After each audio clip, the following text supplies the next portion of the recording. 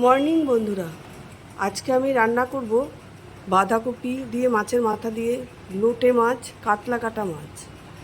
ডাল আমার করা আছে, এগুলো আমি সব তোমাদেরকে আজকে দেখাবো।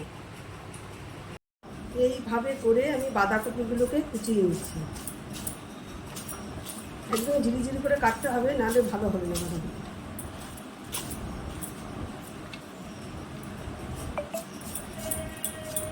লোটে মাছের জন্য পেঁয়াজ, রসুন, আদা, কাঁচা লঙ্কা এগুলো সব আমি টমেটো কুচিয়ে রেখেছি, এগুলো সব আপনাদেরকে দেখাবো।